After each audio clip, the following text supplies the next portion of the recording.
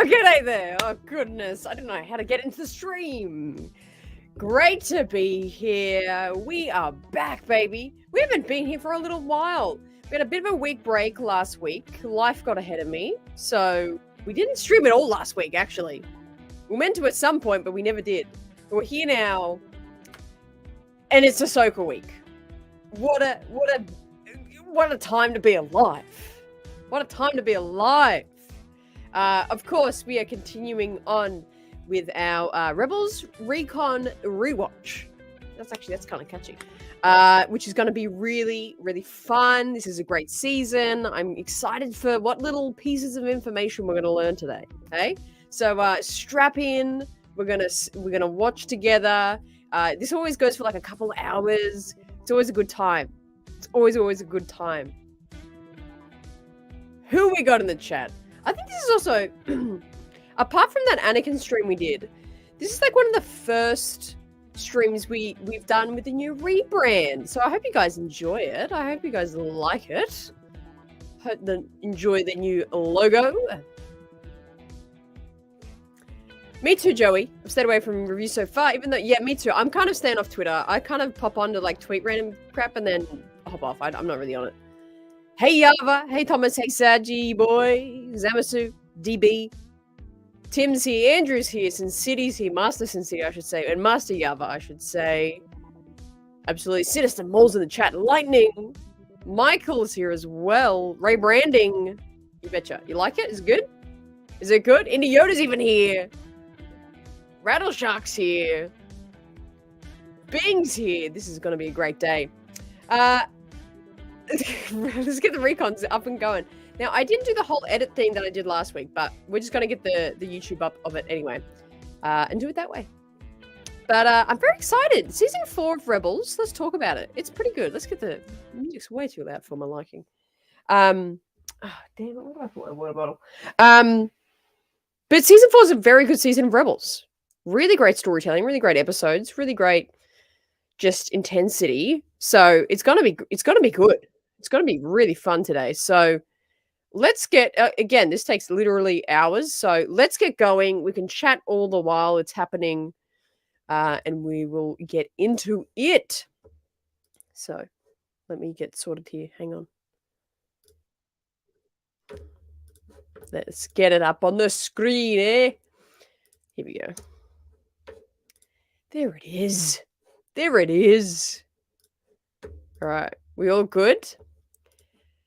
Yeah, me too. I mean, I've watched I haven't even watched all the trailers at this point because I'm like trying to kind of, yeah, keep it for the episodes. Hey. All good, Micah. It's iconic, isn't it? Oh, thanks, Sergi. Hey, CG. Greetings from Maine. Also, shout out to people in the West Coast. LA, San Diego. Anyone living around there? Hurricane something? I think it's been downgraded to a storm now it's hit LA, but I hope you're all well. Let me know. Hope you're all surviving. How did I do? What do we do? This is nice. Or should we do the other one? I think we should do this one. We'll do this one. I think. Let's do it. How do I start it? There we go. All right. Greetings and salutations, my long-lost Rebels friends. It is I, Andy Gutierrez, back at it again for the final season of Rebels to give all of you at home a peek behind the curtain here at Lucasfilm headquarters. Are you ready to talk secrets? Yeah. I know I am. The 4th and final season of Rebels Recon starts right now.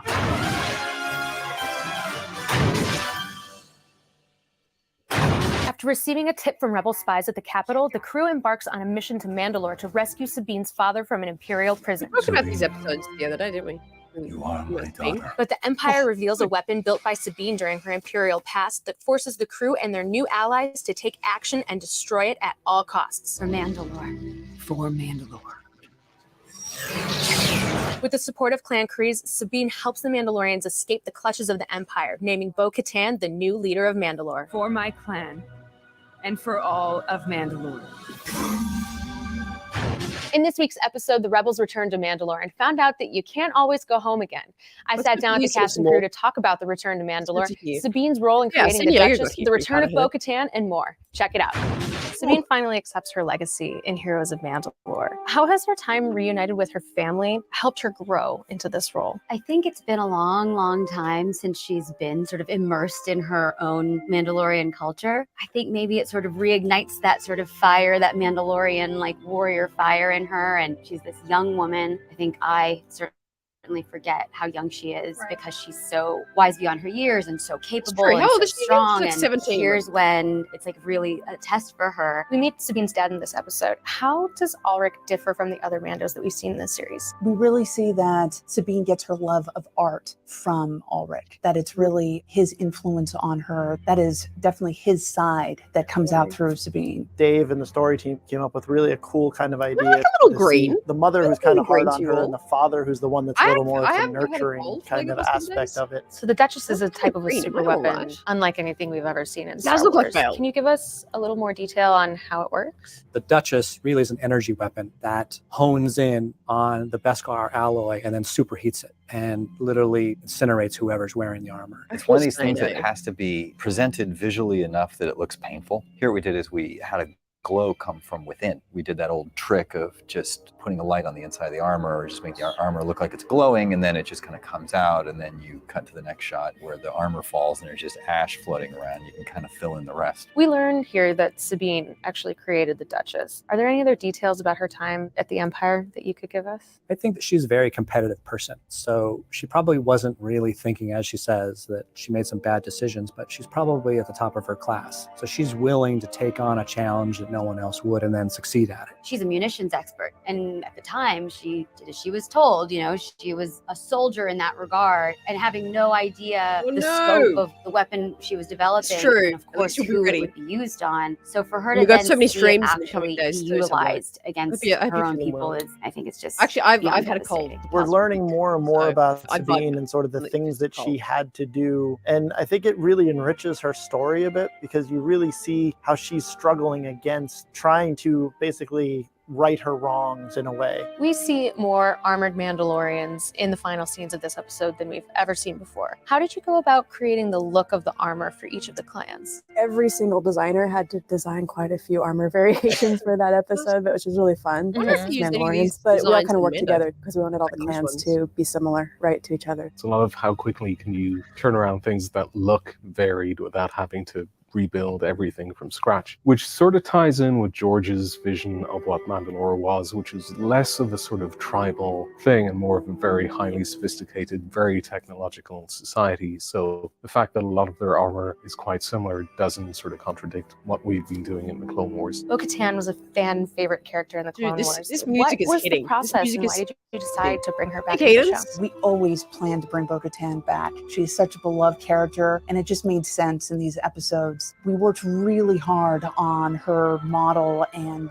design to get her to look in our Rebel style, but still hold on to the integrity of who Bo-Katan is. We do have to question ourselves is, are we doing it just because we want it, or does it actually fit the story needs? With Bo-Katan, it actually really did fit because a lot of where Clone Wars was heading towards the end of the series, we were extrapolating what Maul's takeover of Mandalore meant. So we had sketched out a history in terms of who rose through the ranks to a leadership position during that time of crisis, and Bo-Katan was that character. And also it just felt like a worthy character to pick up the Darksaber because we made such a big deal out of it. It would be a harder sell to give that saber to someone we've never known before.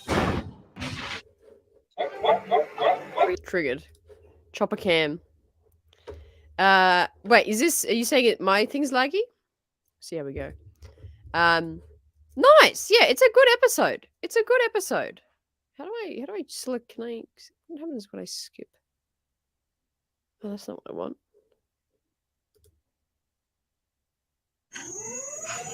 Hey there, Rebels fans. Boom. Yeah. And this episode has got to do with that previous one. This is like a two-part of this start of season 4. So let's keep cranking. Gutierrez coming at you from inside Lucasfilm headquarters. This week, Saw Gerrera returned, and the results were explosive, to say the least. Now I'm here to show you how it all came together. This is Rebels Recon.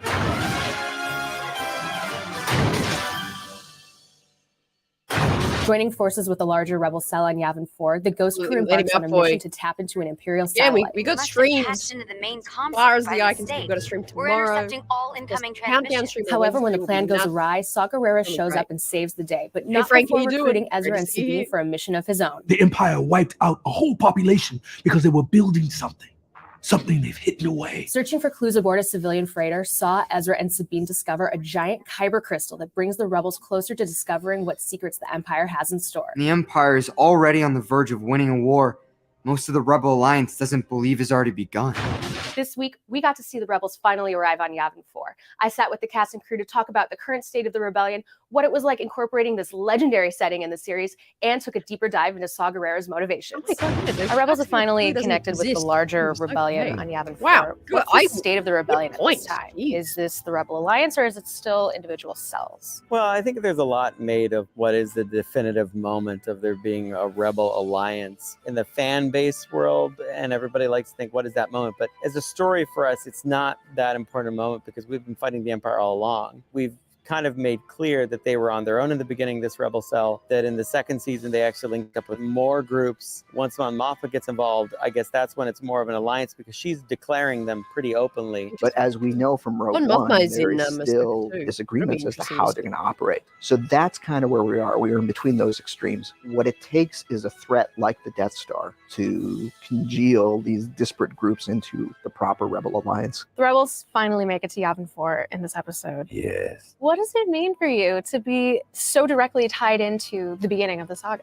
That hit me on a couple of levels. I read it in the script. I went and saw Rogue One, and so I got another re-energizing for all those feels. Initially, it's really emotional. Words can't describe how it feels. Literally, when I read the script by myself, I give myself permission to weep openly so that I can get it together by the time I have to read it in front of a group of people, and then I can sort of be professional. I mean, that's why Star Wars is so sick. Like, everything comes together. It's cool that everything is in the same world. That's awesome, and that's what makes all of it so fun and why paying attention to every little storyline is cool for fans, I think. So the Yavin base is obviously an iconic Star Wars setting. How do you go about creating it for animation? That was really fun. I actually got to work on Yavin base. The inner 6-year-old in me was like really nerding out when I got to do that, but that was fun. It was also a challenge too because A New Hope, they're working on sets and everything, and you actually have to kind of physically make it work with 3D models. It was a lot to figure out actually from reference. We knew that visually you had to see these things that were iconic in Star Wars that would immediately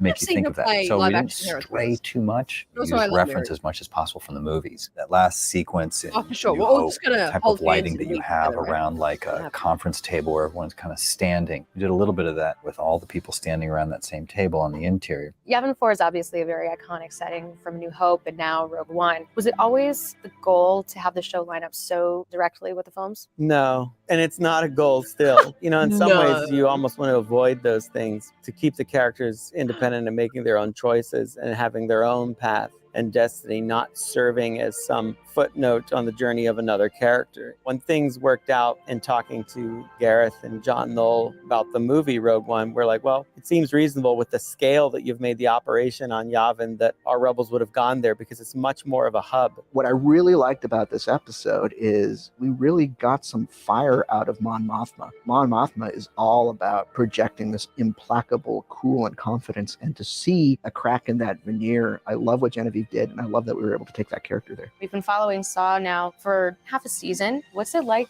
bringing that character up to speed to where we see him in Rogue One? It was so phenomenal to team up with the Rogue One team to bring Saw into our universe. We recorded Forrest Whitaker for this role. He really cares about this character, and he wanted to know what is his backstory, where is this in the timeline, and it was just such an honor to record him on Rebels. Here, really, Sabine and Ezra get witness as to what Saw is willing to do, and finally understand what Mon Mothma and Bail Organa's position is of this guy's too dangerous and unpredictable for us to have him as part of our camp kind of thing. We made a decision back in Clone Wars that when Steela died, it really altered Saw's path, that he might have turned out to be a different person if his sister had lived. When George and I talked about Saw, we wanted to lay groundwork for his future because he was always going to be someone that was more of an extremist. It gets into this theme, which is the dark and the light are things that are not just the area of the Jedi and the Sith. we all can make dark choices or selfish choices,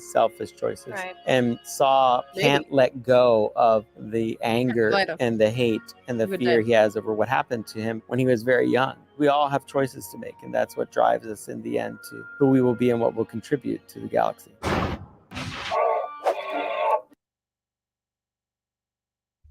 That was deep. Goodness. It's such a good point with Saw's character of like they were really trying to send this message and whether Saw did the right thing with the choices he made in his life because we see so much of his life. It is very much a conversation of the extremist and the choices he made. Did he make the right choice? I think that's just like the question we're left with. Super interesting. All right, on to the next one. Episode 3. Let's go. What's We up, all Rebels comfy? fans? Andy We all Gutierrez at enjoying this? Lucasfilm headquarters. This week, we were treated to not one, but 2 brand new episodes of Rebels. And because I love you and my job, I'm going to take you behind the scenes of both episodes at once. Rebels Recon starts right now.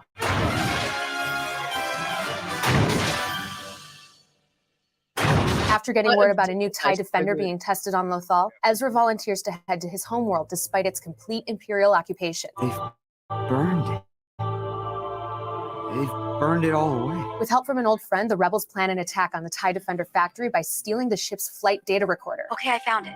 Just give me a few minutes to remove it from the panel. However, when Thrawn shows up, Ezra and Sabine end up stealing the entire ship, only to have the Empire crash it, stranding them all by themselves. Or so they think. I don't understand. Why did you help us?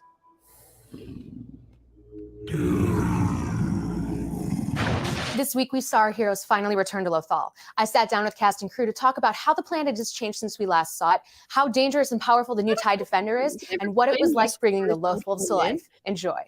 In this episode, our heroes finally return to Lothal for good. What do you think this means to Ezra? I think it means a lot to him because he's on home territory, and this is something that he's been talking about since the beginning, is helping the people of Lothal. This season gets so interesting with what Lothal, the planet, is actually capable of. How the Force kind of lives through Lothal, and the presence of it gets even bigger. And it's cool because we're constantly bouncing around, and now to be one place for an extended period of time is going to be pretty fun. We're back on Lothal in the occupation, but the planet's very different from how we left it. How has the Imperial occupation changed since season 1? Now Lothal is under martial law. Most importantly, because it is really sort of a wartime factory. Every resource, every bit of personnel, all of the civilian population is being conscripted to work into Thrawn's factories to build a TIE Defender. A lot of the population, I think, now thought, well, the Empire is giving us safety and security through militarized police force and building these weapons. Now they've seen the other side of that, which is that none of that has any interest in actually benefiting them or protecting them because they live a life of fear. And you're never free when you live a life in fear. For Ezra, it's difficult because this is his home, but it's also helping him to focus on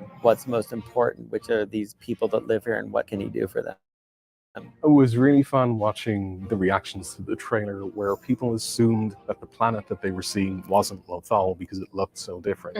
That is the matte painting that we've always used for Lothal. It's just been updated to have way more cloud cover and sort of fires and everything. It was meant to be completely just ravaged and devastated and burnt. Our heroes finally return to Lothal for good. What does this mean to Hera? To come back home and defend that land, I think, is important to Ezra, and it's grown to be important to Kanan as well. And I think Hera respects that. And it sort of feels like there's so much that's incomplete in this world for them that feels like a kind of completion. It's satisfying for her, and I think she really hopes she can save it. Lothal represents some pretty important things for Zeb, I think. His time on Lothal and meeting Ezra and the crew gave him a sense of normalcy and sort of gave him a sense of family that he had abandoned. I don't think he ever thought he'd feel that again. And so I think he feels a connection to Lothal in a pretty profound way. We see the upgraded and even more dangerous TIE Defender in Flight of the Defender. Yes. What makes the TIE Defender elite, the ultimate starfighter? The speed at which it can move. You get to see the TIE Defender moving like super fast and everyone realizing like, oh my God, this thing could really turn the tide. It's a combination of speed and shields.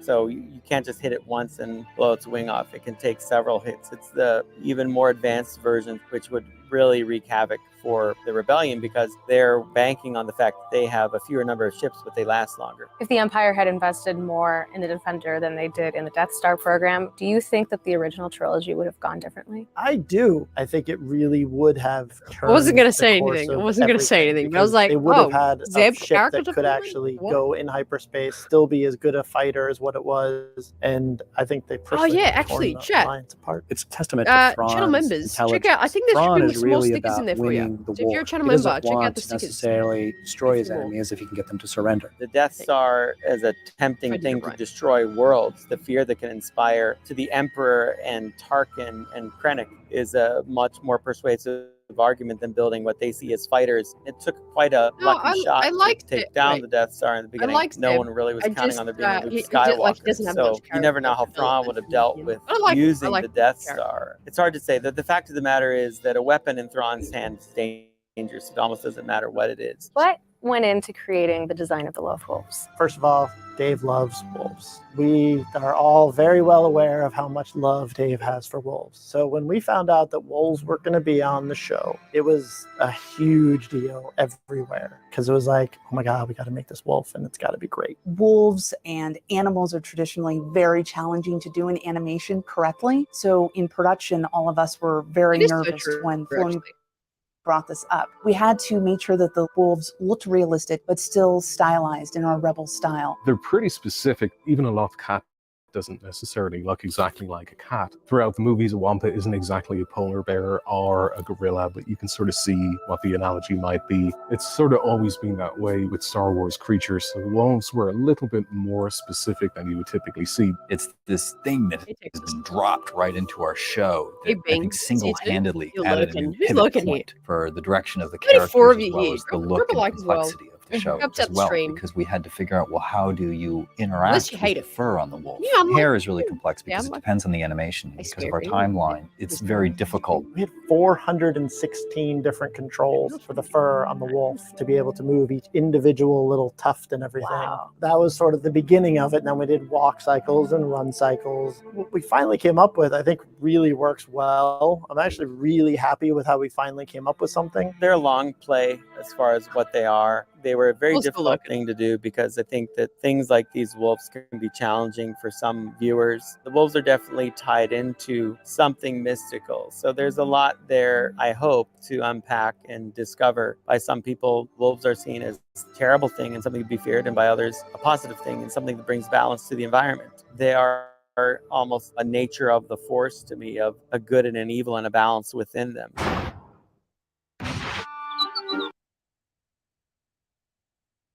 Sorry, I keep muting myself. Good stuff. Good response. Wow. Checkmate. All right, let's keep going. Episode 4. I'm loving these. These are really, it's like season 4 Rebels is super deep, hey. Super pensive and intense. I like it. I like it a lot. Hey there, Recon fans. It's your host, Andy Gutierrez, here to take you behind Gutierrez. the scenes of 2 action-packed episodes of Star Wars Rebels. Are you ready to learn? I'm going to assume that you just screamed yes at your screen and move on. This is Rebels Recon. The frames Growing impatient with the efforts to stop the rebels, Thrawn dispatches his personal assassin to aid the Empire. I smell. Hey, this guy. What do you guys think of this guy? Did the frames dropping? Dang it. Let me do a speed test. Hang on. Speed test. Because the internet isn't working. Oh. Oh, damn. So much is happening. Goodness me. Goodness me. Rook, that's his name. Oh, we're back. We're back in business. I think it's back up now. I think it's fine now. Under enemy fire, Ezra spots a Loth wolf that transports the rebels to safety, revealing a mysterious connection with the wolves in the Force. It has a deep connection to the Force. to the energy of this planet. After successfully stopping the Mining Guild from destroying the surface of Lothal, the rebels received news that will Yeah, help that's free true. the The one with planet from the Callus was clutches of pretty the good, Empire. The attack? It's happening? We're launching our assault on the next rotation. I told Mon Mothma you'll coordinate the ground assault. She hated him. Rook or You can count on us. This week, an iconic character made his triumphant debut on Rebels. I talked with the cast and crew about what it was like bringing Rook to life, working with Warwick Davis, how the Mining Guild works with the Empire, and the kiss. You know the one. Check it out. Old school fans would likely recognize Thrawn's assassin Rook from the classic Thrawn trilogy books. Maybe. How was it decided to bring another Legends character into the series? I mean, once you start with Thrawn, it kind of sets off some dominoes, and we needed another character that wasn't a force-wielding character, so we decided on Rook. It wasn't an easy choice, because it's not really a good idea of what he looks like. There have been a lot of interpretations. We actually did a complete Love your cast second that son was of green. Mortis. He looked a lot more like a Did you change your T-Rex, name? but Filoni had this idea. He was Love thinking it. more creepy and Good to see skeletal. you. I hope you're and doing he well. wanted Living Rook the to be sort dream. of wiry and menacing in a way that was different to an Inquisitor or a Vader. So we actually went back and went more in this sort of gray, alien, spooky, pale-eyed sort of direction. I remember talking to Killian about him when we first started designing him. We were figuring, does he more do a four-legged thing? Does he actually run like a gorilla? We kind of went with that as Runny's his kind sort of of scary. basic The idea for his run's scary. locomotion, that he's much more animal-like. So you'll see a lot of times that he'll be going from that as his sort of basic idea for his locomotion, that he's much more animal-like. So you'll see a lot of times that he'll be going from 4 legs to 2 legs. He'll be grappling onto things like a monkey to kind of give him a little bit more of a creature kind of feel and less of like a normal biped human assassin. We were finessing the fine points of Rook all the way deep into lighting. Even though the design was great, the ass is great, as soon as we get him into lighting, that's where kind of things kind of pop up. One of them is his button nose. Before, the button nose used to be a little bright, and it made him look a little too cute. And Dave had the immediate reaction of, let's just darken the nose. So we had to go and in the color grade, just darken his nose there, but just by doing that, just added so much more menacing fear to his face with his expressions. What else can you tell us Yeah, about I'd be Rook down and for that, species? Sharon. I would love What kind to of do that. culture do they have? The Nogri are very honor I based. was like, They're the I think size it's of the Rook Jawas, but they're like species deadly, comes in, so they're really more like ninjas than they are brutes. The key thing that they had in the books is this incredible sense of smell. They could actually tell your lineage by sniffing you. They could figure out what your bloodline is if you were related to someone. And in this case, we really just tried to project that as Rook being a tracker. We finally got Warwick Davis Yes. into Rebels. What's it like working with Warwick as a voice actor? He is incredible. Oh, it was such a pleasure to record him. He was great because he gave a very nuanced performance with his voice, but he's also incredibly physical. So we recorded his physical performance as well, and we gave that to the animators. So a lot of the subtle nuances he made with his face and his body, you'll actually see reflected in Rook. He is as supremely knowledgeable as an actor as you could want. He has such a breadth of experience behind him to draw from. It's when your days are easy as a director, because anything you give an actor like him, he will just take and make pretty incredible. There is a legacy in Star Wars that goes beyond just the stories and the characters to the people behind the scenes that have been a part of this. And he's definitely been a gigantic part of Star Wars and why I think people love it. So it's just always fun when they can continue to be included in the magic here. We get to see Zeb finally meet his match in a fight in this episode. What's your process for recording all these grunts and groans needed for this sort of performance? The grunting and groaning is something I started out with. My very first gig was as a creature going, you got to be willing to look ugly. That is the secret to all efforts and reactions. You got to be willing to go as ugly and drippy and gross as you possibly can. How exactly does the Mining Guild work with the Empire? The Mining Guild has all the equipment and gear required to exploit planets. They're kind of this independent agency that the Empire hasn't completely taken over. Well, they're brought in to strip the place, all the resources, and they're just there making money. They don't see it as villainous. They're just doing their job. Captain Seafor is kind of an interesting character. Can you tell me a little bit more about his origins? He was voiced by the fantastic Seth Green. He's so good. He was phenomenal. He came in and we didn't really know what the voice was going to be like. And Seth gave us a couple of options. And the minute we heard that voice, it was like, perfect. That is Captain Seafor. Trandoshans in general are fun to design because once you get past the idea that they all have to look just like Bosk, it's wide open. They can be anything as long as they're lizards. There's actually a massive amount of just visual visual Look at that mug. diversity that you can try within any one given Oh, and I species love of Star that Wars guy. and come up with really fun, different characters that don't break any rules and are just as believable and interesting as anything that you've seen in the movies. This episode made a lot of online fans very happy. Including me. Yeah, I think a lot of us were waiting for Kanan and Hera to finally kiss. What took them so long to finally get to this point in the relationship? They've had a history together, but Hera was very focused on the rebellion. I think in a different time, in a different world, maybe they really would have explored more of that. But I think as the circumstances grow even more dire and it becomes even more dangerous, I think the attraction increases as well. I think they've had other priorities and have not been able to be romantic with one another, but I do think that that feeling is there. They really help each other. And I think that for a long time, we just didn't want this relationship to get in the way of how they were developing as characters. It's evolved the way that it should, and we were just very careful about it. It's suggested every now and then that they have more of a history in the past, but we'll have to wait and see what it means in their future. We touched on this idea a lot when we had the live stream the other week about Hera, and talking about is Hera's relationship with Kanan and their relationship romantically the best romantic relationship in Star Wars. But yeah, right, Sedge. I swear that wasn't their first kiss. Like, I swear it was like the finale episode or something. They're so great. They're so great, aren't they, Cadence? Mike is back. It's under the impression they just did that stuff off screen, right? Right? Yeah, I do not remember that at all. But, what do you guys think? If you weren't in the discussion the other day, is Kanan and Hera the best romantic couple? They're most healthy. Sorry, not best. What's shaking, Rebels healthy. pals? It's Andy Gutierrez walking and talking to you for the last time for a few weeks. But don't worry, I have a fun-filled episode ahead that I'm sure you're going to love. So, are y'all ready to talk about some X-Wings? Good, because Rebels Recon starts right now.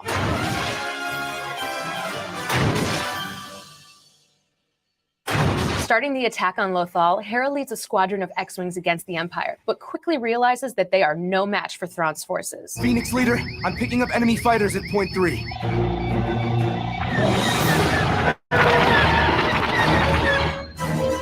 Witnessing the destruction of Hera's group, Kanan decides to lead a rescue mission of his own, but not before getting stopped by a mysterious Lothwolf. He's just driving home one night. I understand. Narrowly escaping, Hera sacrifices herself to save Chopper and Mark, leading to her capture by the hands of the Empire. Such a small victory. This week, the Rebels teamed up with Mark Matten again, minus the rest of the Iron Squadron. I sat down with the crew to talk about the whereabouts of the Iron Squadron, how X-Wings finally made it into Star Wars Rebels, and settled an age-old question: who's a better pilot, Hera or Poe? Check it out. Mart makes his return in Rebel Assault, but I've got to ask, where's the rest of the Iron Squadron? Where's Goody? Oh, So Mart! we had a discussion about this, a serious discussion about this. Mart! And Lieutenant Terrace. Oh, okay, cool. You okay? All right. Okay. She actually was probably the brains of them. She's the most reasonable one. She knows what's going on. Mart. That's a hothead who has something to prove. I just John wanna- Hirsch just wants space Jesus, pancakes, let's face it. They're back at Yavin. Just chilling. Yeah, going over very important rebel plans. Mm-hmm. If you think about it too, if we'd put them in other planes, they'd have been shot down and might not have made it through because of character count issues. X-Wings make their first appearance in this episode. Mhm. Where have they been? For the longest time, the idea was that the X-Wings were going to be a version of the clone fighters that were going to be ending the Clone Wars. Because we saw their ARC 170s. We saw stuff that was pointing in the direction that the X-Wing was going to come had the Clone Wars continued. But they ended, and then the Empire was in power. There actually was a little bit of thinking to the X-Wings swear to because God, we if did start Mart with shows that up in geometry, Ahsoka. that mesh. But then because Oh, we he's changed like- the TIE fighters like to up sort of there have for that me, more like Lucy Addy 70s Mundy, toy like vibe, the characters I question don't came up, like. well, should our X-Wings be exactly the X-Wings that you see in the movies, Like or the would Iron it be Squadron, better if we everyone just is tweak them a exempt. little They bit also so that they make a bunch of flow edits. with That everything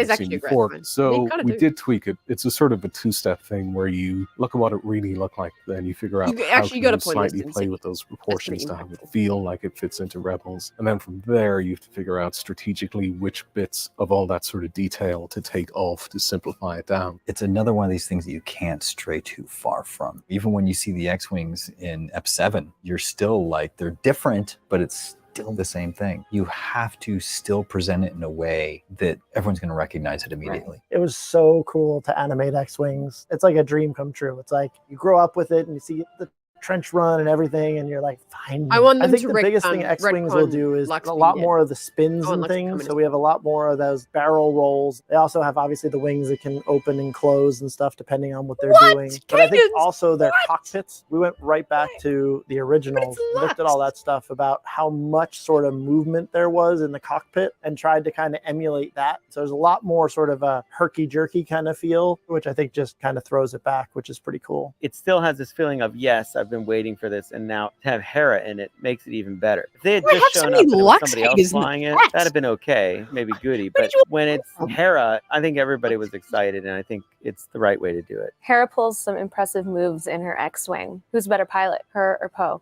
Oh, man. Oh, boy. Oscar Isaac, please turn off this video. Don't look at this.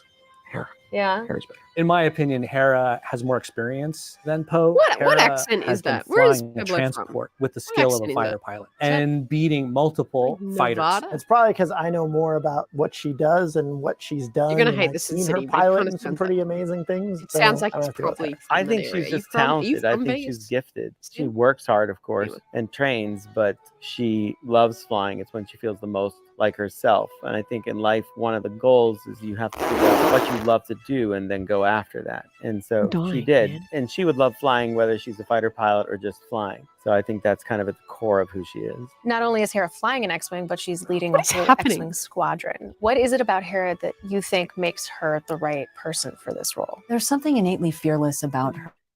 When she's doing something for the right reasons, she knows no fear. Her ability to fly so well and remain so focused, I think, gives her that ability to sort of bark out directions and help save everyone's lives. And I think some people are just born with that innate ability, and she is a pilot through and through. I don't think anyone's better qualified. She was born to fly. On his way to rescue Hera, Kanan is stopped by a I'm going to end the damn stream. To understand I'm going to end the damn stream. Can you give us any hints as to what this means before your hiatus? You start to get an understanding that Kanan is learning about what these wolves are and how they relate to him. The hero sometimes just needs a bit of a guide or a way to focus his thoughts and understanding, and that's what the wolves are doing. So he already knows the truth of what's going on in his life and what he needs to do to be the person he's meant to be. Guides can only get you so far, and then you have to take action. You have to own the action. So there's a bit of all that going on.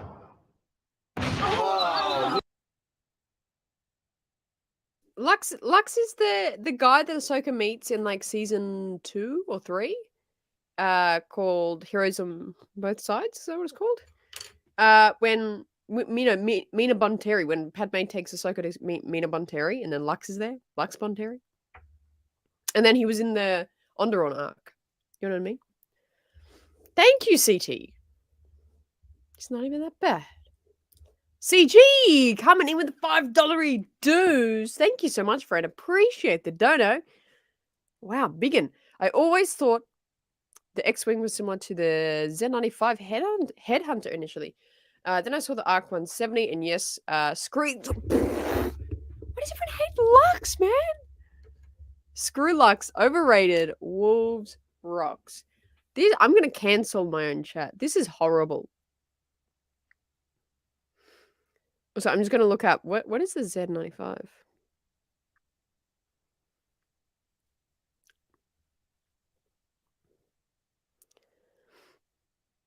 Oh, yeah, that one. Yeah, because, definitely the ARC ships are very much like it. The Headhunter. Where was this ship? Where was the Z95 Headhunter?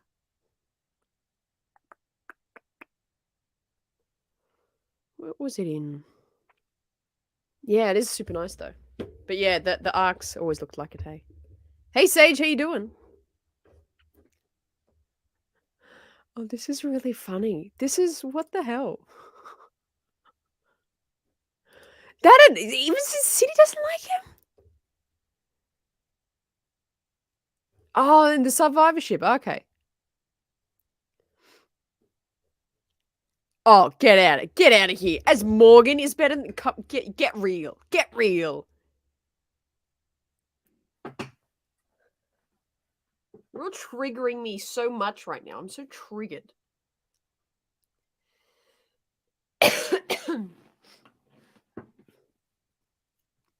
Exactly, Sage. That's why I'm asking.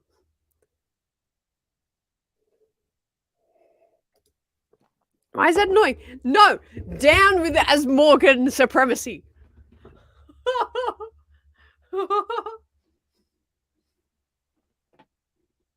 Okay. What's the likelihood? Okay, out of those two characters, who would we see? Who are we more likely to see in Ahsoka? Asmorgan or Lux? Out of those two. He looks like a toilet. He's so handsome. What are you talking about? He's so nice. And Ahsoka likes him. You guys are horrible. You think Asmorgan's got a... I'm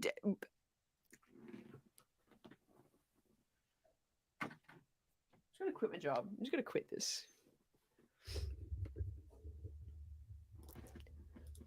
Okay, yeah. This is hilarious.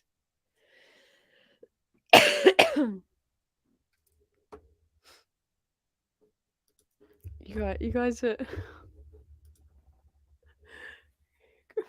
with a pterodactyl got spliced with a demon.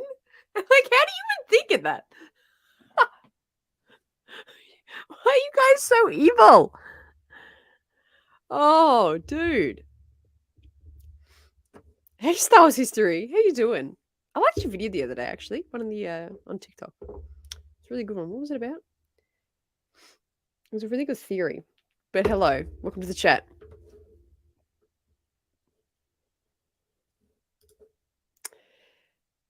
Yeah, true. On the highest, that's a good roast. As an garden maintenance person, that is a good roast. What? I don't know how you've all just simultaneously woken up today and gone, let's all hate on Lux Bonteri. How did you all decide this? Oh, I am mortified. I might as well just stop now. I should just stop all of this. This is just horrible. I can't believe it. Hey there, Rebels fans. It's been a while. It's Andy Gutierrez here from Lucasfilm headquarters, and yeah, we have a lot to talk about this week. Didn't expect our return to hit you that hard, did you? Don't worry. We'll get through this together, and we'll learn a little more about what went into making these jaw-dropping episodes. So grab a box of tissues, because you're probably going to need them. Rebels Recon starts right now. What happened in the middle of the season? Wait.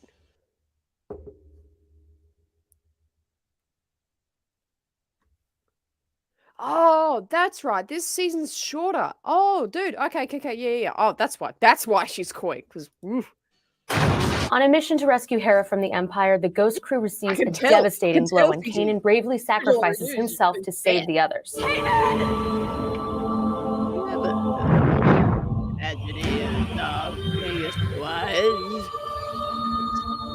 However, the mission was still successful at destroying the Empire's fuel supply, halting Thrawn's TIE Defender project, and putting Governor Price on Thrawn's bad side. Grand Admiral, Hey, Ben! I know, sorry, brother. I watched the first part of your show. After some words with the locals, Ezra is directed toward a new mission to seek the knowledge he requires. Jedi Temple.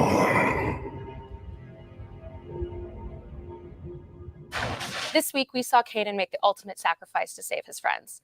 I sat down with cast and crew to talk about the significance of this character coming to terms with his fate. I think and so, how the Tim. loss I of think Kanan we are. affected them and the Ghost crew. Virtual handshake In a very on that. dramatic scene, Kanan cuts his hair and shaves his beard. What does this moment symbolize for him? It's a commitment to the moment. It's also ceremonially him understanding that this is a transitional moment, that he is not going to be the same. So it's almost a purification. I think it was meant to sort of evoke. Jesus, he died. He didn't leave. You asshole. What he looked like when he I can't first believe met we're in a heat Hera. club. I think it was meant to sort of also evoke the feeling of a samurai going into battle and just stripping themselves of everything. He is aware of what's going to possibly happen. He is aware of the possibility of his death. And in a way, he has to understand that might be his role. not to die, but to be selfless, See? to do things for other people, even at the expense of yourself. Kanan is the first loss we've had in the original Ghost crew. How do you feel as a creator to kill off such an important character? I'll be honest, it was really difficult. I have such a love for Kanan and the energy he brought to the show. And ultimately, the discussion was around what the journey of the character is, not necessarily selfishly what I want to have happen. And so that makes it really difficult when you're in that position of needing to do what's best for the story versus what you personally want. It's the moment where you understand that the sacrifice of a character has a significant impact on the journey for all of the characters moving forward. Freddie, from the very beginning, had been talking to me about the need for his character to go. And I think a lot of people over the years, fans, I've heard them kind of just throw out there, well, he has to die. A lot of them think of it more in terms of, well, because Yoda says there are no other Jedi. But that's not why. He has to die as an example of how to be selfless, of how to become enlightened. It hit really hard with our actors. Filoni was very secretive about this plot point. When we went down to record this episode, none of the actors were aware this was going to happen. He removed the last 2 pages of the script. It came to the end of the record and Filoni took them aside. He opened up his notebook where he had the story panels for that last moment and he walked them through it and they were devastated. Kanan makes his heroic last stand. Yep. How do you think this affects Zeb? Ugh. Well, the same way it affects me. I've become so close to Freddie as Zeb has with Kanan. There's a brotherhood between them, and I think it's a horrible loss for him. And yet, I think Zeb's primary instinct is honor more than anything else. And I think the way that Kanan went out in such a heroic fashion, Zeb was probably proud of his brother going out that way, and I think that's what he'll carry with him. I think Hera, as calm and cool and collected as she is in general, this is one moment I think where you see her truly broken, shattered, and incapable of computing what's the next move and how to face it alone. I think she knew how much he meant to her, but the fact that she will never see him again, she's just catatonic. And I don't think we've seen Hera like that ever. Once it became a reality, it really washed over all of us as people as well. Oh, Freddie's kind of gone. We've been a close-knit group for a while now. So I think that just enhanced the acting and really helped everything. But yeah, it really affects Ezra. That's kind of everything to him. That's who he's been closest to, who he trusts more than himself, I'd say. Also, the way that Kanan did it was a huge learning experience for him. In the last moments of Kanan's life, he seems to regain his sight. What do you feel happened in that final moment? Clarity. It wasn't that we're actually seeing each other. It's just that everything connected. For how I perceive that moment is that everything's okay. When I was doing this scene, when I was staging it, and I was lining up these shots and I was drawing them, and when I drew it, I could just see his eyes, and I was like, that's a moment where he could see her. And I thought in this moment, because he's in this point where he's just kind of energy, where he's about to die, when he's more one with everything he's ever been, he would have this clarity where things like physical sight just doesn't matter. And so I think it just really plays at that moment, that emotion. And though it's sad, and I do, if people wonder, feel bad, you just have to trust me. There's no other way to look at it. You just have to trust me. Losing Kanan was a huge blow to the Rebels. In what way does each member of the Ghost crew deal with the loss of their friend? We show a lot of that on screen. We realize that the audience is going to need time to mourn Kanan, just like our crew does. There's lots of shades of mourning, and it'll be interesting to see what the audience connects to and who they recognize. My favorite, honestly, has got to be Chopper's reaction. You realize that Chopper, for all the pain that he causes, does have a heart. Zeb and Sabine kind of deal with it in more of an anger sense. They want to take action and they want to lash out. Hera, I think, feels completely lost, because in the back of her mind, she's always had this balance point of Kanan there, and now he's gone. And she feels responsible because of what she got him roped into with this Rebel Alliance. Right? She's dealing with the guilt of it. And for Ezra, he succumbs again to his fear. He starts to think that his powers and his ability to be brave were somehow wrapped up in Kanan. He's being almost self-pitying. He's making it all about himself, and woe is me. I think it's really important that they're reflecting upon the loss of Kanan in terms of what it is they're fighting for. I think it helps them align their own values. And I think in the face of such tremendous loss, really evaluate what it is they're looking to accomplish and resolve themselves to really understand that what they're doing has meaning. And in order for Kanan's sacrifice to not be in vain, they have to not only recommit to this cause, but they have to see it through to the end. Jedi have the ability ability to turn the tide, to make a significant moment, to give hope where there's none. That's their ultimate role, to be this example of selflessness. And that's what makes them a hero when no one else can match that heroic thing. And then our job is to emulate that, to use that example and further our own lives. Oh, gee. Such an emotionally jarring thing to go from that to fucking chopper cam. Oh, dude. Oh, it's one of the best. It sounds so bizarre. One of the hang on. One of the best portrayed and written and shown character deaths in Star Wars. But it still hits. After seeing it like even 10 times, it still hits, hey. It's still so heavy. Insane. Oh my Julie! Coming in with the $5 dues. Can I always be the best Jedi? I love it. I love it. Thank you for your $5. Dono Master Julie, appreciate you. Oh yeah. Sure. It was a good one. Hey, it was a very good one, wasn't it? Oh, that's phenomenal. That is hilarious. Julianne is in the house. She is. Love you, Julie.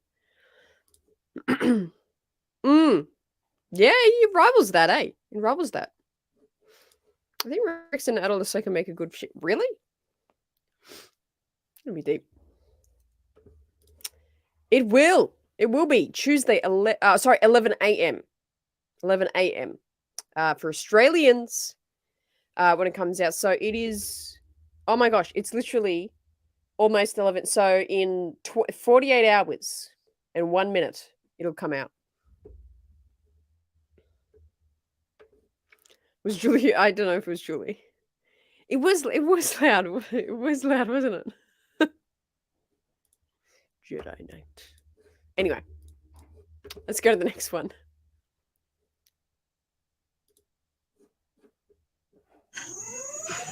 What's shaken, loyal Rebels viewers? It's Andy Gutierrez coming to you from inside Lucasfilm with a penultimate episode of Rebels Recon. This week, we saw the return of not one, but two fan favorite characters, and now I'm here to show you how it all came together. So step with me into my very own world between worlds. This is Rebels Recon.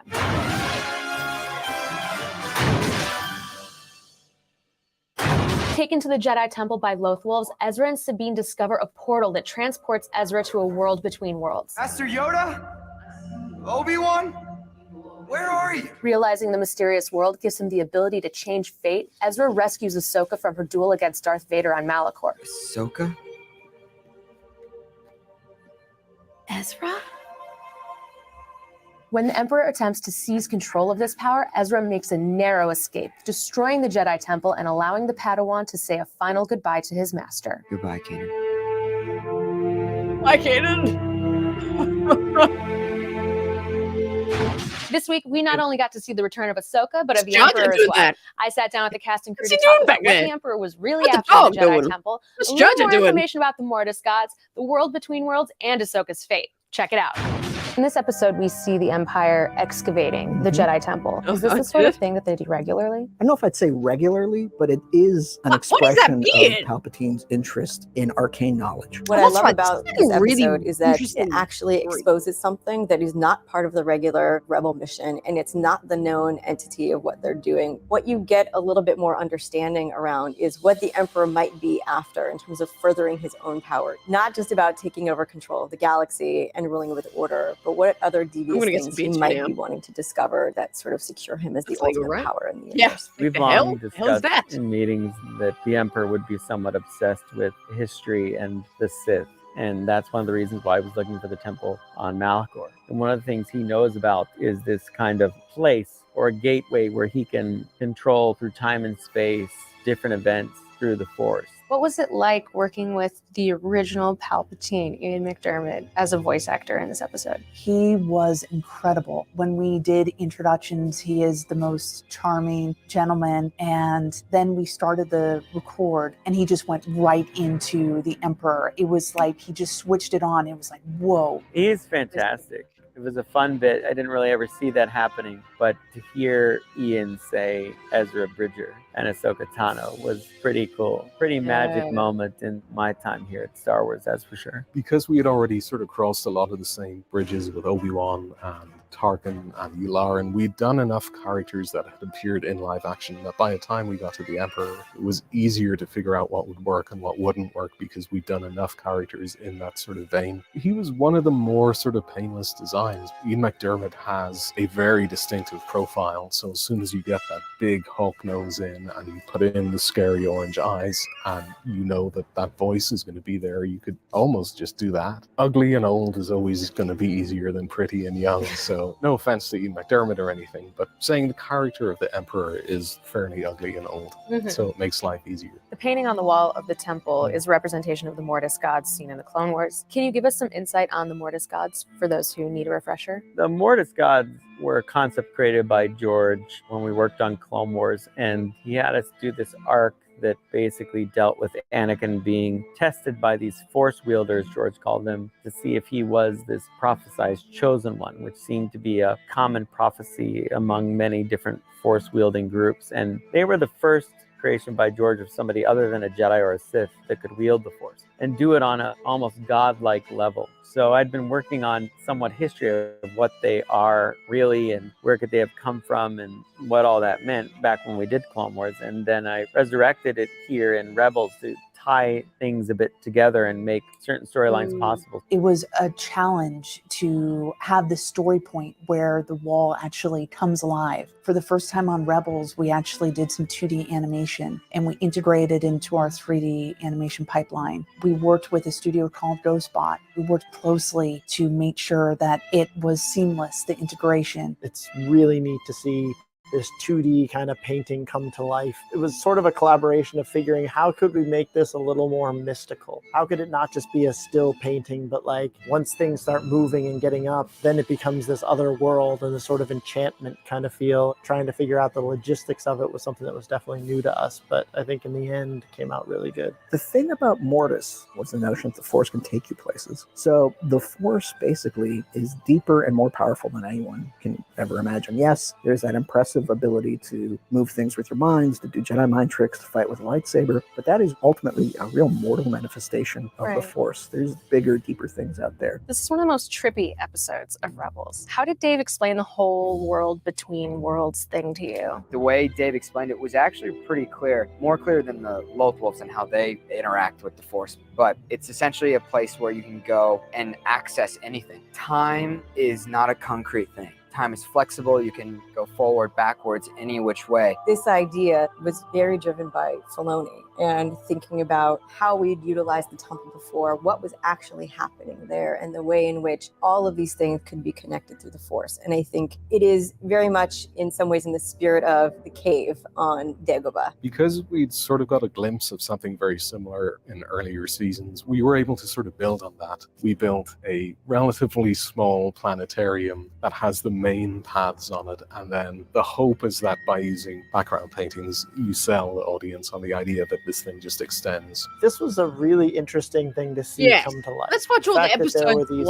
portals of different areas that you could go back to, and basically we were walking on paths. So like we added like little sort of ripples and things to Ezra's footsteps and stuff as he's going through here, and different times where there's voices going on that he's hearing. Dave really wanted this to feel like this vast empty space, that it just felt like you were just walking almost like in a snow globe. Imagine if I had little tiny LED lights hanging from strings all around this room, and I shut off the lights, and you're just walking along those stars, as opposed to space that feels like everything's plastered to the outside. And so that was very important for us to have that and these constellations that were always in frame. I always have several small goals. One of the things I wanted to do was find a way to tie together all of the Star Wars films and animated series in one place, so that people get this idea that this is all a connected thing, that they're not desperate from each other, that they are inclusive of each other. And I believe that Star Wars has this grandeur to it. I believe the Force has this infinite space to it. So I started seeding in season 1 this idea of a place where there are stars. when Ezra's in the Jedi Temple and he gets his lightsaber crystal, he is in that world between worlds. He just doesn't know it yet because he's too naive and he's not fully unlocked. The next time he's there with Yoda, and Yoda obviously knows about it because Yoda's talking to him through this as some kind of conveyance where they can both exist in this place, but they probably aren't very far from where they are physically. But it doesn't have anything to do with the physical. It has to do with kind of where they believe they are and where they are mentally. So finally, when he unlocks all the secrets, he can go into this place and have more of an awareness of what's actually going on. And this is when the full world is revealed to him. And then he knows that evil also wants it, because things like that are too good to be true, evil always wants those things to destroy them and to use them for ill purposes. We finally get the answer to what happened to Ahsoka in this episode. Was this the plan all along, or did this come along naturally after telling the story of Ahsoka and Vader's confrontation? I believe that this was always Filoni's intention. So much time and thought had been put into not only the battle between Vader and Ahsoka, but what it would mean for the destiny of that character, that it was always in mind as we were moving forward with subsequent stories. I think also one of the significant things of Ahsoka coming back into the story at this moment is that she also helps teach Ezra this final lesson that Kanan was trying to portray to him. She is very much in that moment a conduit for his understanding, to understand what it means to let go, to understand what it means to live with loss. And if you think about it, losing Kanan is like losing his third parent, and how significant that moment is for him and how devastating it is for him to know that he could have the power to be successful and bring him back, but it actually sacrifices everything that they've done before. How did you learn about Ahsoka's fate? Of course, in typical Dave Filoni fashion, he keeps you hanging until the very last minute. Prior to the episode, he came in and he broke down the entire episode. That's really when I found out what was happening. And we actually recorded this episode and these scenes several times. We did some rewrites, and then also even just to emotionally get to the right place. I just really liked this idea of giving fans the completion of that battle and seeing that moment again from a different point of view. The fun thing for me was that I could tell this whole story about her and meeting Ezra and what's going on, and then end precisely where I ended before in season 2. So you're not really farther ahead than you were with her, but you learned a bit of the story that you didn't know existed. So now you know that she really is descending that staircase in the triangle doorway, because you see the triangle doorway behind her, and everything is set up for her to hook up with that moment. Whatever happens after, I mean, who knows at this point. Has Dave given you any clues as to what Ahsoka will do now? Dave has given me no clues. I truly do not know where Ahsoka is going or what's next for her. But to be able to continue Ahsoka's storyline was a dream come true. When she walked away in Clone Wars down those steps, I honestly didn't know if we'd ever see her again. So with Rebels, that's just another chapter. There's still so much more to learn about her. So I hope this is not the last chapter. I hope we'll find out more about her. Now we're 2 seconds away from her own freaking show. We also got some soupies in the chat. Sag coming in with a $5 dues. Imagine the world between worlds can be a hangout spot for Force Ghosts. That would be epic. And you know what? They should have like a Force Ghost cantina where it's just like the world between worlds bar, and they will just hang out there. That'd be epic. I would love to go there. I love it. Thank you for the donut. I appreciate it. Diamond Vig's coming in with a $5 dues as well. We're between worlds / Loth Wolves and Force Law. Dave gives us is what I'm most excited to see in Ahsoka. Absolutely, me too. 100%. Me too. I think the understanding of the Force that he brings and the way he like explains it and shows it and depicts it is really like just impressive. It's one of the most amazing things about the Clone Wars and Rebels. Yeah, I'm very much looking forward to those things in Ahsoka as well. 100%. Thank you for the donos, champions. Love it. Absolutely, Yava. I love it. I love it. Isn't that crazy? Like, this was like, what? This ended like 4 years ago? 5 years ago? And they're like, yeah, I don't know what's going to happen. And then now we're here. Insane. Right. All right. I think this is the last one. This one goes for 18 minutes, though. Wait, hang on. I think I skipped one. Hey there, internet friends. It's Andy Gutierrez walking and talking to you for the last time from inside Lucasfilm headquarters. Last time.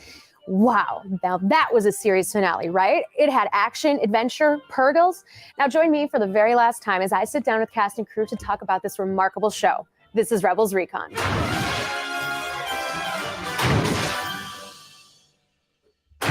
Alongside old friends, Ezra comes up with a plan to launch the Imperial Dome out of Lothal, but is thwarted by Grand Admiral Thrawn. If you truly wish to save Lothal, Commander Bridger, the only term I'll accept is I feel like he won't. Yeah, Kanan won't be in it, but we'll get him. Despite Hera's pleas, Ezra surrenders to Thrawn, is brought before the Emperor himself, and is given the opportunity to reunite with his parents. You'll always be a part of me.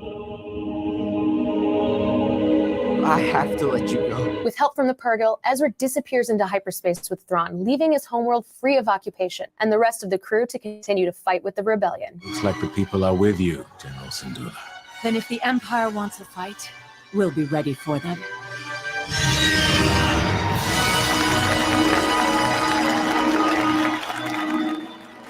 This week marked the end of the Rebels' journey together. I sat down with cast and crew to talk about why Ezra is so important to everyone he meets, his interactions with the Emperor, tying the whole 4 seasons together, and so much more. Check it out.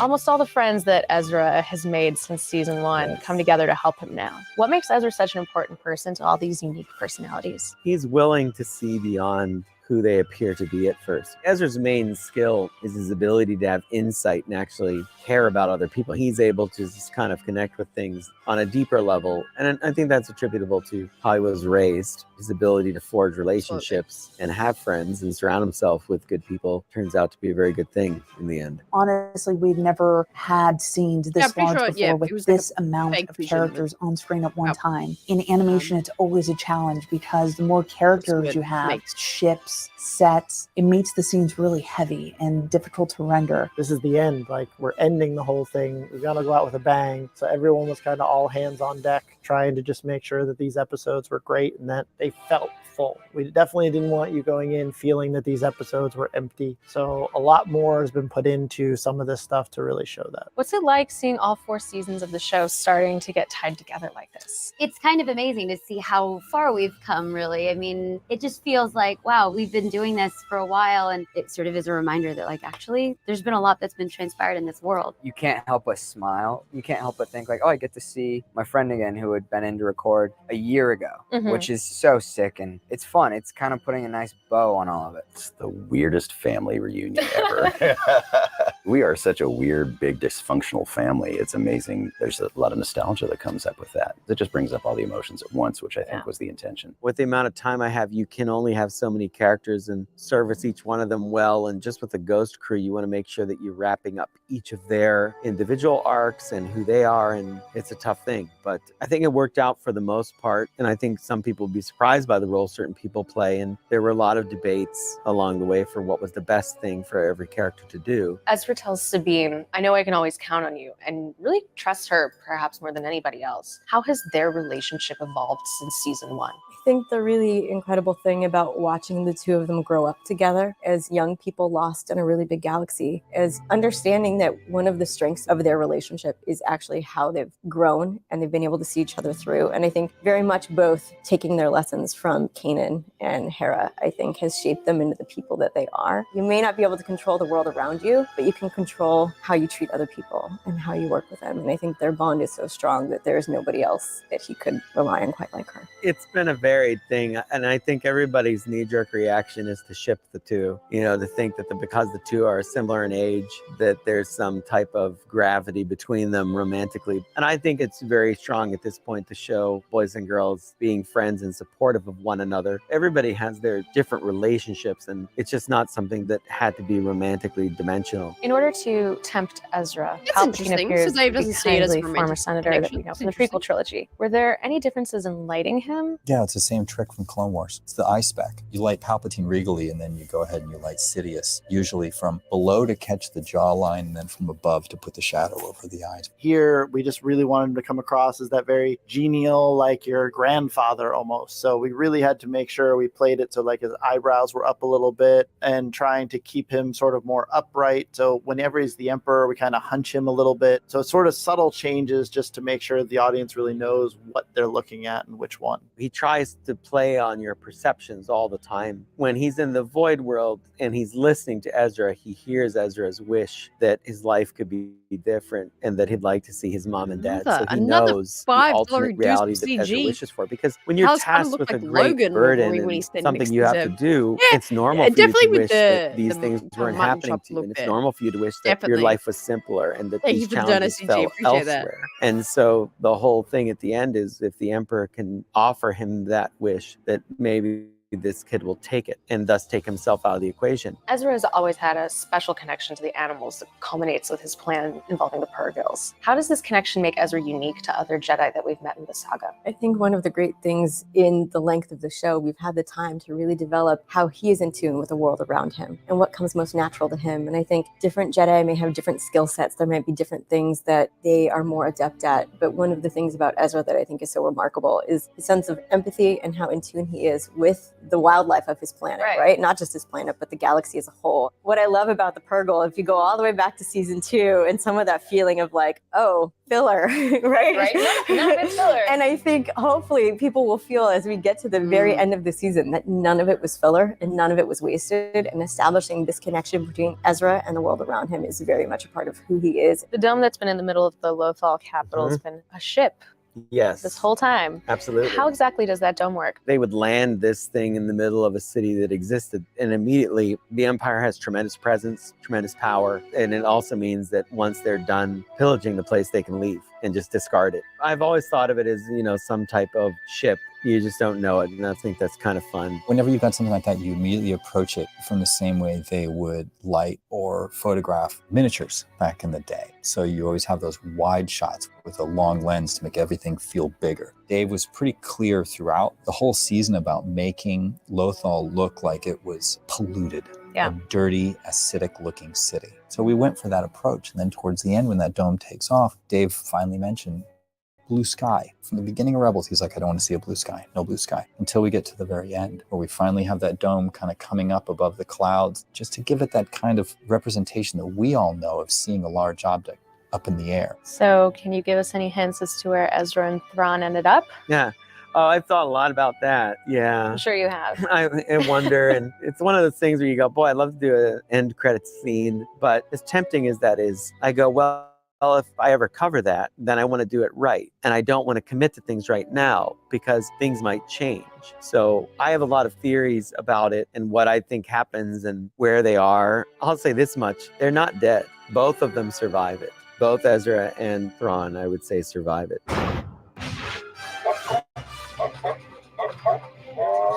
Wow. That's right. Strange that people keep asking, who does the voice of Chaka? This whole notion that there's a human behind it is absurd.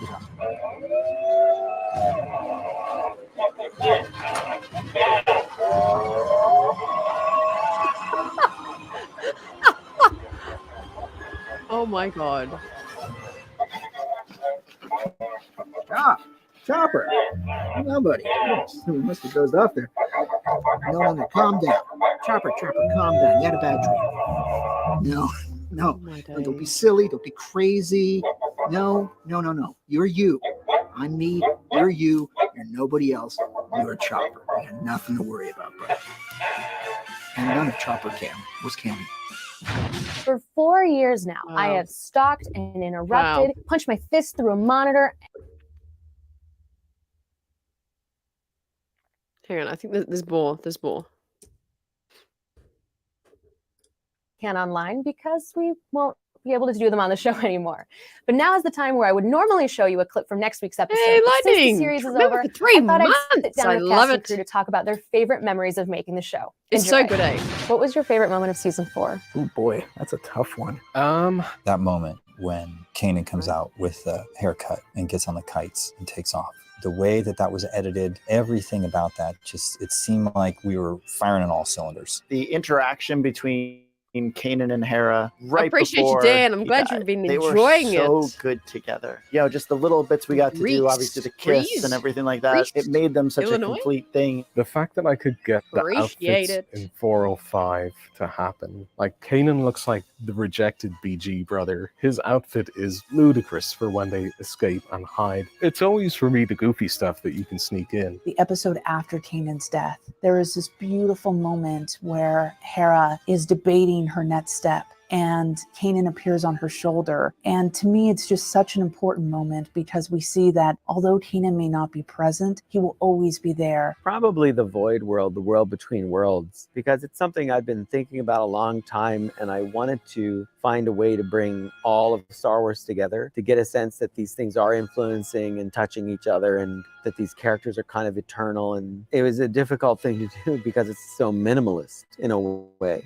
But by being so minimalist, I think it felt really grand in scale. How about your favorite moment of the entire series? I think my favorite moment in the entire series was when we did Obi-Wan and Maul. It got talked about like it's going to be this big epic Jedi fight and we're going to do all this stuff. And obviously we didn't do it that way. It was much more sort of samurai and more like in your mind and little foot changes and different things like that. But I thought it really would be how it would happen. Bringing in Ben Kenobi, the Alec Guinness character, was just a 1-2 punch, especially with the showdown with Maul. I couldn't think of a better way to bring him into the saga again. For me personally, the season 2 finale, that moment with Ahsoka and Darth Vader, and she finally confronts him and says, "I'm no Jedi." I still think about it and I get goosebumps. There's no question. There's nothing in the show that hits higher than when AP5 is all alone in space. Yes! AP5 floating in space, singing to himself. I will remember that more than anything else in the show. There are a couple of regrets. There was a version of the baby puffer pigs that was designed, but we couldn't do because there wasn't time to build them. So we ended up just shrinking the grown puffer pig down, which still works. But the baby puffer pig was this like epic thing that just didn't get to happen. There are definitely moments that stand out to me throughout the season. I love in season 1, that first adventure we got to see Hera and Sabine on together. I love seeing the growth of Sabine's character. I love seeing Ezra evolve over time. I was so excited when Ahsoka came into the series, when Maul came back. I like the painting that moves with the Mortis gods. I've been trying to do a 2D thing like that for a long time, and my friends at GhostSpot did a great job at bringing that to life. I think that Kanan's death is a very powerful moment. I think that it was a big responsibility to do and a challenging moment and an important moment for the audience. I think we did it really well. What is your favorite memory of working on Rebels? One of the highlights for me was actually attending Celebration Orlando last year. It was my first time, and we screened several episodes from season 4, and getting to be in the audience with real fans of the show and feel their energy and excitement was so incredible. To get to be part of a community that I truthfully hadn't been before and was welcomed immediately into, I think at that point I realized that this was even more special than I thought it might be. The very first episode when we all kind of came together and were meeting each other because it paralleled what was happening in the show so well. One of my favorite memories was one of my first memories when I met Freddie Prinze Jr. and he just sat next to me and was like, "Hey man, really looking forward to this." And Freddie, it was really hard not to just instantly like that guy with how enthusiastic and open he was in terms of inviting me into this group. That was when I knew that the Rebels group was awesome. I was able to kind of be that real life Ahsoka to the Rebels cast, which was really cool. Same with Clone Wars and now with Rebels. It's all about the people and your Star Wars family that you develop these close relationships that you'll have the rest of your life. Favorite moment? That When I should found out be we were the doing ambit. it. When I Hey, found Brady. out that we were going to pull a team together again. It's like an Ocean's 11 moment. Because they were brand new characters, there was that sort of hurdle to overcome because we couldn't sort of get that instant recognition that you would get with using an Anakin or an Obi-Wan. It was a fun challenge to come up with characters that felt like they could walk through a shot from any of the movies, but no one had ever seen before. Realizing that Rebels does not exist in this own little island, and the connectivity that we were able to forge with Rogue One was just like beyond our wildest dreams. And everyone was so encouraging and excited to do that, to put Chopper on the big screen and then to take Forrest Whitaker and Genevieve O'Reilly and put him on our animated show. I think it kind of represents something that only Lucasfilm could really pull off. What did working on Star Wars Rebels mean to you? For me, it's a real sense of completion. We all worked really hard on this show. And we didn't think we're just making a kids show. We didn't think we're just making an animated TV show. I mean, we're making Star Wars. Just to see it come to an end, it's gratifying, but the best part is we actually got to tell the story and end it the way we wanted. So to see the whole thing from beginning all the way through to end, it's huge. Just being invited to contribute at all is a huge honor for me, because this is something that's extremely meaningful to me. I grew up with it. We all grew up with it, and it never stops being cool. It never stops being really exciting. They're so well made, they're so well written, and they're so fun to You didn't know be that's a part of such- these yeah, stories. it's a little all Easter egg. been just a fantastic In Rogue ride. One. It's been more fun than I can even express. You are now a member see you next of time, Micah. this enormous Stay well. community of fans, of participants, of actors, of creators who all have one thing in common, and it's that they enjoy Star Wars. That's like a really cool thing to me, and I'm so glad to be and fortunate to be a part of it, and it's a lot of fun. There is a generation of Star Wars fans that was introduced to Star Wars through Rebels. To really see a new generation That is a good loving point. Star Wars because of Rebels, Oh, it I makes know me them. so happy. Working on the show has meant everything, and I think the relationships that we've built what are they called? both Who are they called? on the creative side The as Rogue we Rebels worked on together for the Instagram. first time, and how significant that was to be a part of this. When you spend your life doing something every day, and we all have a choice, there's nothing more rewarding than working on something that people care about. It was an important show coming out of this big change in the company, and having George stepping away from Star Wars, I felt it was really important to maintain the animation division. I wanted to maintain a pipeline and a way of telling stories that I know he really believed in, and I wanted to tell stories that I feel are very true to his Star Wars and the Star Wars that he taught me when working on Clone Wars. So it was important. It was important for fans, because a lot of fans were wondering, what is this going to look like now? What's Lucasfilm and Star Wars going to be? I think we made something that we can all be very proud of. I think that we grew as a group and our skills as storytellers, and I'm very proud of Rebels. And yeah, I'm pretty pleased, and it's great to be a part of it. Thanks for watching Rebels Recon. Not only this episode, but the whole series in general. And thank you so much to the crew of Rebels and Rebels Recon for working tirelessly behind the scenes for years to make this happen. Without them, none of this would be possible. And as always, if you want to know more about this episode or about Rebels in general, check out the complete episode guide up on StarWars.com right now. Thanks again, and may the Force be with you. Wowee! Look at that! All done. All done. Oh, where am I? There we go. Wow. That's the whole of Rebels Recon done. Hang on. I'm like massive on the screen right now. Come on. Hang on. Is that better? That's a little better. Wowee. This has been the best decision ever. I've thoroughly enjoyed this. I've thoroughly enjoyed this. This has been, because I've never seen any of those. I know some of you watched it.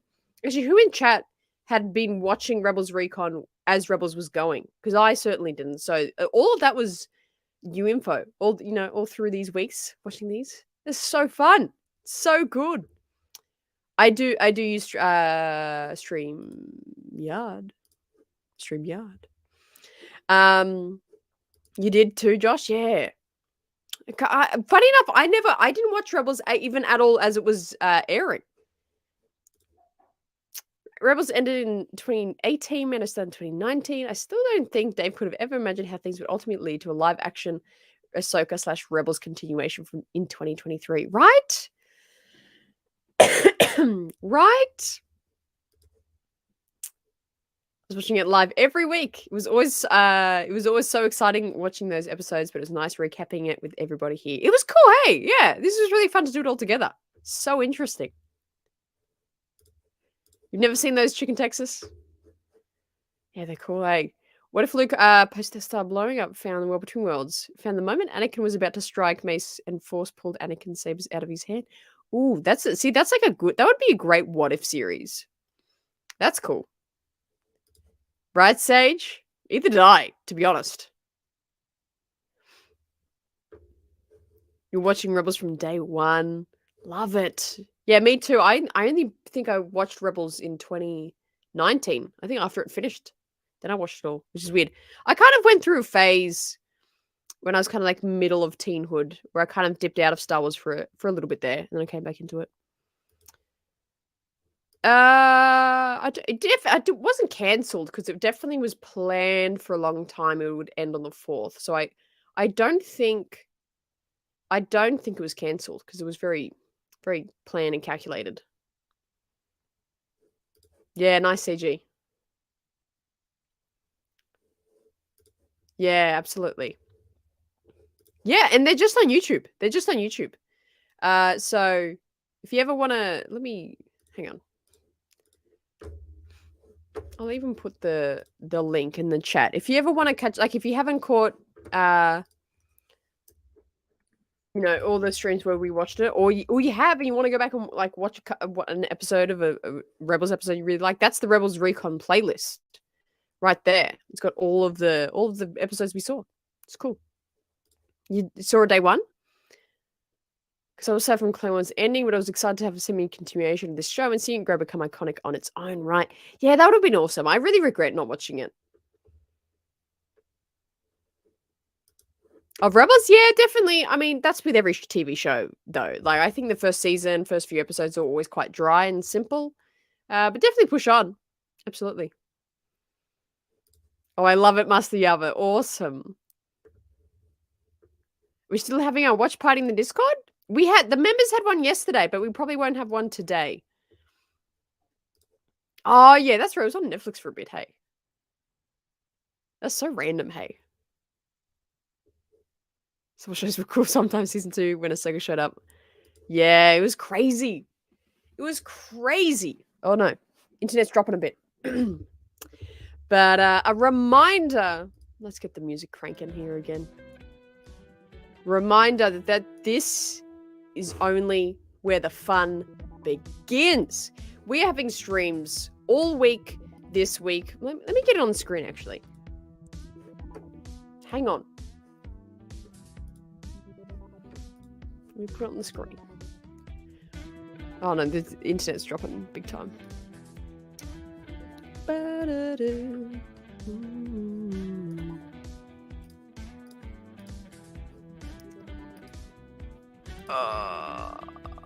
Does that work? Is it on the screen? Where is it? What is happening? Why isn't it on the screen? So much is happening.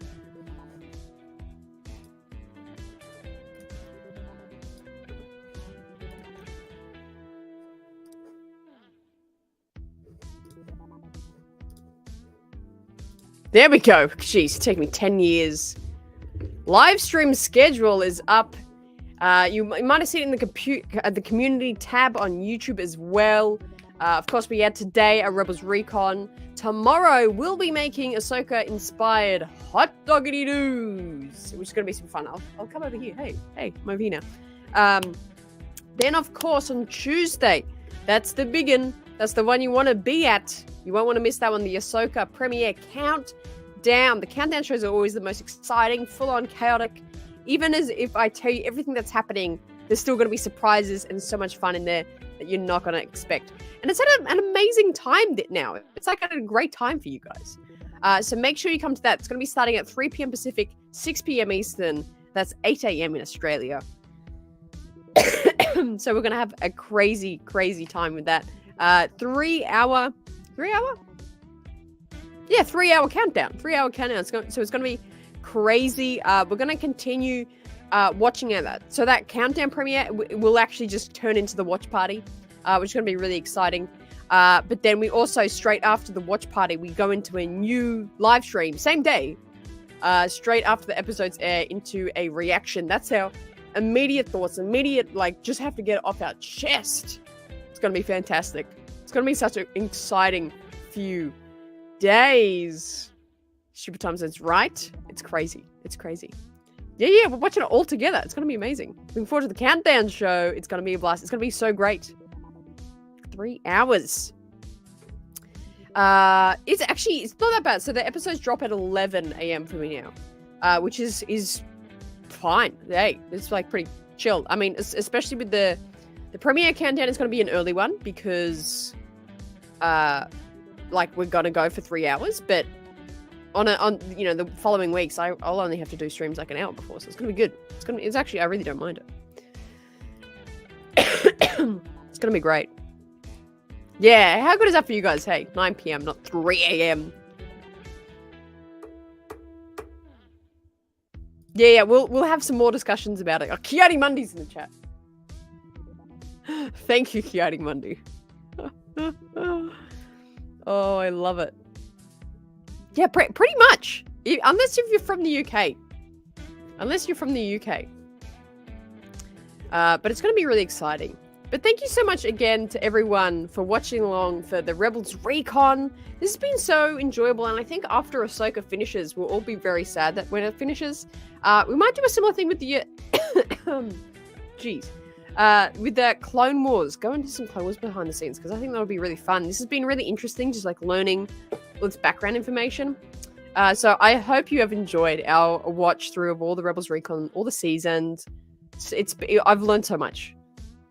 It's your birthday, CG. Oh, that's so exciting. Well, happy birthday for today. And then we have a stream tomorrow, so I'll get to say it in your day too. So the episode reaction starts an hour and a half after the episode drops. Yes, because there's 2 episodes, and they should go for about an hour and a half, or an hour and 20 or something. So it's going to be, an hour and a half. But we'll be having the watch party, so it's all back to back. We're live for like 7 hours. It's crazy. We're glad to have you, Josh. I hope you had a great time. I'm going to end the live before I start having a cough and attack, but thank you so much for joining. I'm going to live stream tomorrow. Hope you have a great rest of the night. We'll see you in less than 24 hours. Make sure. Make sure you always choose the race side. Oh, jeez.